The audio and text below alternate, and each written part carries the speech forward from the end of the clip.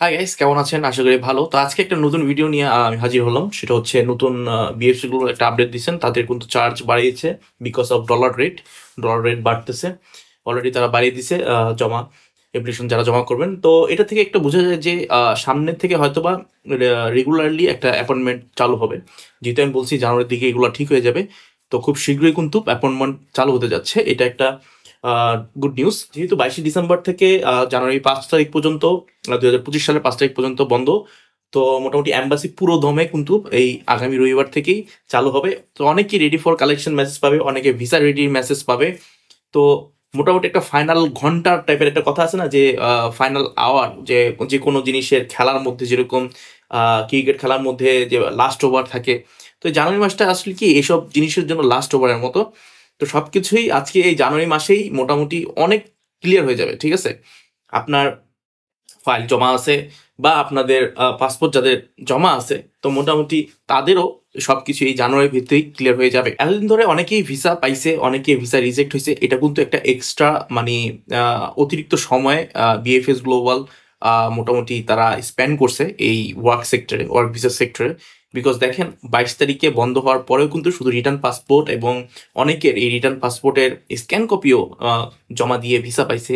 অনেকে ready for কালেকশনে এসে পড়ছে, মানে রিজেক্ট হয়ে গেছে। তো এই যে বন্ধের দিনও যে কাজগুলো করছে, এটা কিন্তু তাড়াতাড়ি কাজ আগানোর জন্যই করছে। এখন যেটা হবে, এখন যে জিনিসটা আমি মনে করি যে জানুয়ারি 5 তারিখ পর্যন্ত কিন্তু পুরো দমে অফিসিয়ালি অনেক লোক কর্মকর্তারাও বাড়বে, অনেক সেক্টরে আবেদনও জমা হবে। বাট এই ক্ষেত্রে বোঝা যাচ্ছে জানুয়ারি 5 থেকে পুরো দমে আপনি দেখবেন রবিবারের থেকে কিন্তু অনেকে রেডি ফর কালেকশন মেসেজ, অনেকে ভিসা রেডি মেসেজ পাবে। এবং এই সপ্তাহটা একটু ক্রুশিয়াল। এই সপ্তাহটা শুরু হবে এবং কাজের উদ্যমতা বাড়বে বিএফএস গ্লোবালের ভেতরে। মোটামুটি দেখা যাচ্ছে যে এই রবিবারটা এবং সামনের রবিবার, এই কয়েকদিনের ভিতরে হাজার হাজার পাসপোর্ট, যেটাই হোক আপনাদের ভাগ্যে কি লেখা আছে আল্লাহ ভালো জানে, তো সেটাই হতে যাচ্ছে। ঠিক আছে, এই জানুয়ারি মাসটা খুবই ক্রুশিয়াল। এই জানুয়ারি মাসের মধ্যেই প্রায় আমি মনে করি 90% সবকিছু হয়ে যাওয়ার কথা তাদের কথা মতে। আর দেখা যাচ্ছে যে অধিকাংশই রিজেক্ট হবে, বিকজ জানেনই তো এটা অসম্ভব যে সবার পাসপোর্ট আপনার যে হারে রিটার্ন হয়েছে, যে হারে অ্যাপ্লিকেশনগুলা জমা হয়েছে, সে হারে কিন্তু ভিসা পাবে না। ভিসা পাবে তারাই যারা মালিকের সবকিছু ঠিক আছে এবং যে মেইলটা পিএফ থেকে করা হয়েছিল মালিকের কাছে প্যাকের আইডির মাধ্যমে, সেটা যদি ঠিক মতো রিপ্লাই এবং ঠিক মতো কাগজপত্র জমা দিয়ে থাকে, তাদেরই ভিসা হবে। আর যারা দেয়নি, খামখেয়ালির পড়ানো করছে এবং হয়তোবা মালিক নিজেই আপনাকে জানায়নি, তো সেক্ষেত্রে এই রিভোকা হয়ে যায়। রিভোকা হওয়ার কারণে আপনার নুলস্থা রিভোকা হয়ে যায় এবং আপনার ভিসা হয় না।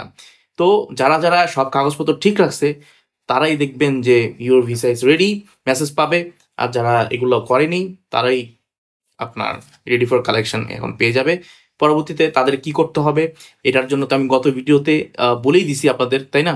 তো আবার নতুন করে আমি বলতে যাব না। এখন কথা হচ্ছে ভাই, দেখেন আপনারা আমাকে যারা যারা মেসেজ করেন, তারা আমি একটা কথা বলতে চাই, তারা আমাকে কিছু কিছু কথা বলেন এবং টেনশন, যে তারা যে টেনশনে ভুগতেছে এবং তারা যে কত বড় ধরা খাইতে যাইতেছে, এসব জিনিস সম্পর্কে আমি অনেকবার সচেতন করছি।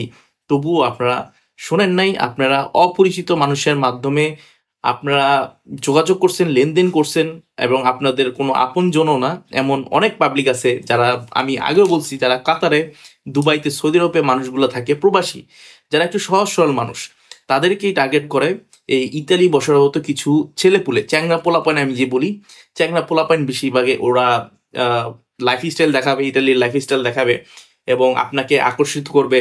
তারা লোক নেয় বা এমন কিছু, বা তাদের লাগে না, তাদের ক্লিক ডে লাগে না, কল দীপ্তির মাধ্যমে তারা সরাসরি কোম্পানি হতে নুরস্তা বের করে। এসব সব ফালতু কথা, এসব কথা শুনবেই না। কল দীপ্তির নুরস্তার সম্পর্ক ওই ব্যক্তি কিছুই জানে না। কল দীপ্তি হচ্ছে একটা সংস্থা, কৃষি সংস্থা, যে সংস্থাগুলোর কাগজ সবার আগেই উঠে এবং সেটা ক্লিক দিতেই আপনার, ওদের যে কোটা থাকে, ক্লিক দিতেই ওদের আলাদা একটা কোটা থাকে, ওটা কিন্তু ওই ক্লিক ডের মাধ্যমেই জমা দেয়। ওই কোটার গুলো হচ্ছে কি খুব তাড়াতাড়ি উঠে, মানে ক্লিক ডে যেদিন হবে তার 15 দিন 1 মাস পরে ওই নুরস্তাগুলো উঠে যায়। কল দিতে নুরস্তাগুলো ছিল কোম্পানি বা সংস্থার মাধ্যমে, কৃষি সংস্থা যেগুলো আছে সেগুলো উঠে যায়। তো এই যে কথাবার্তা যে বলে যে আপনাদের ডাইরেক্ট নিয়ে যাব, এইসব কথাবার্তা দালালরাই বলে। এবং আমি দেখলাম একজন আমাকে মেসেজ করলো এবং তিনি এই রিসিভ হুতা দিল একটা, তিনি জানেও না যেটা একটা রিসিভ হুতা, এটা কোনো প্রি ফর্ম না, প্রি ফর্ম এরকম হয় না, ঠিক আছে? প্রি ফর্ম কেউ দিতে পারবে না, এটা ওয়েবসাইটে থাকে। আমাকে এমনও একজন মেসেজ করছে যে কাউকে চিনে না, জানে না, 30,000 টাকা দিয়ে দিছে। তো এইসব জিনিস কাজ করতে যাবেন না, অপরিচিত মানুষের মাধ্যমে কোনো সময় লেনদেন করবেন না। ইটালির ব্যাপার, ইটালির ওয়ার্ক ভিসার ক্ষেত্রে। আর এখন তো আমি বলি 2025 সালে দেখবেন কত বাঙালি যায়, যেতে পারবে না অনেকে, বিকজ এখন কড়াকড়ি একবারে পুরোপুরি কড়াকড়ি হয়ে গেছে। আগেও বলছি যে বাংলাদেশের জন্য এবং আরো দুইটা যে কান্ট্রি আছে সেই জন্য। তো এই ক্ষেত্রে আপনারা খুবই সাবধান হন ভাই, ছেলে মানুষই করবেন না। এই যে অপরিচিত মানুষকে কিছু টাকা দিয়ে দেন এমন প্ররোচনায় পড়বেন না, কারণ লাইফ স্টাইল দেখে বা সে ইটালি থাকে বলেই আপনাকে সে নিতে পারবে, এটা একটা অসম্ভব কথা, ঠিক আছে? এখন একটা কথা আমি বলি, এখন যারা এই যে ইটালি থেকে মানুষের থেকে প্রতারণা করতেছে, এখন আমি তাদেরকে একটা কথা বলবো, ভাই আপনি যাদেরকে অসহায় মনে করতেছেন এরা যদি একবার বদদোয়া দিয়ে দেয় আপনাকে, ভাই পুরো পৃথিবীটা তো, আমি আগেই বলছি, পৃথিবীটা কিন্তু এটাই আপনার একমাত্র দিন বা একমাত্র সময় তো এটা না, এটার আপনার জন্ম আছে মানে আপনি এখানে মৃত্যু হবে।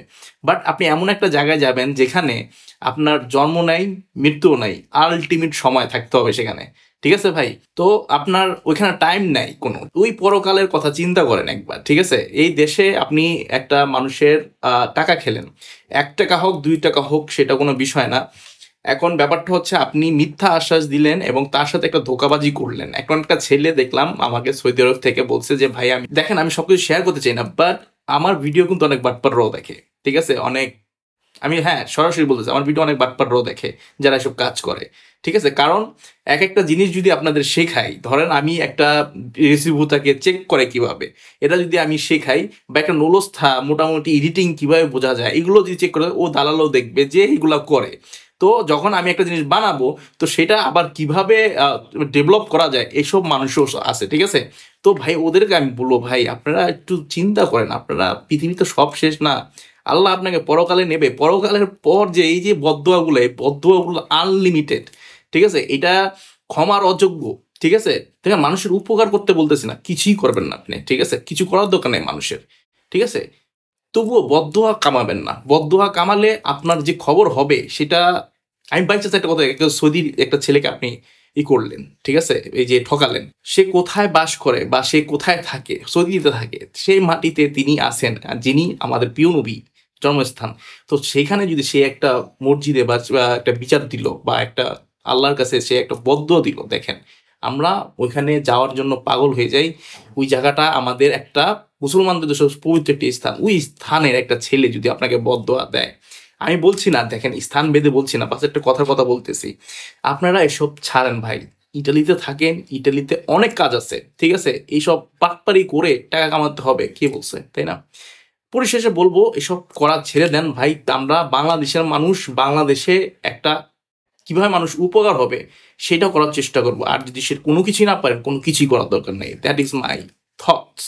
ওকে, সো আজকে আমি যেটা বলবো, ভাই প্রচুর মেসেজ আসতেছে, এমন এমন আজগবি এক্সপিরিয়েন্স মেসেজ, মানে এমন এমন জিনিসগুলো বলতেছে, কেউ কোনো মেসেজ পায় নাই, মেল পায় নাই, অথচ বিএফএস গ্লোবালে জমা দিয়েছে দালালের মাধ্যমে। ওইসব ইলিগেলের ব্যাপারে আমি আলোচনা করতে যাচ্ছি না, বিকজ এগুলা আমার ম্যাটার না। আমি ম্যাটার হচ্ছে কি, ওই যে বললাম আমি অপকার করবো না, আমি উপকারের জন্য অনেক ভিডিও বানাইছি। এখন আপনারা না দেখলে বা আপনারা যদি একটা রিসার্চ না করেন, দেখেন ভাই আমি যখন একটা কাজ করবো এটা সম্পর্কে রিসার্চ করবো, দেখেন আপনারা কিন্তু কাজ করে তারপর রিসার্চ করেন, কাজ করার আগে রিসার্চ করেন, তারপরে দেখবেন যে আপনার আসলে ব্যাপারটা কি। অনেকেই আমরা হয়তোবা নতুন জানি, নতুন কিছু শিখতেছি।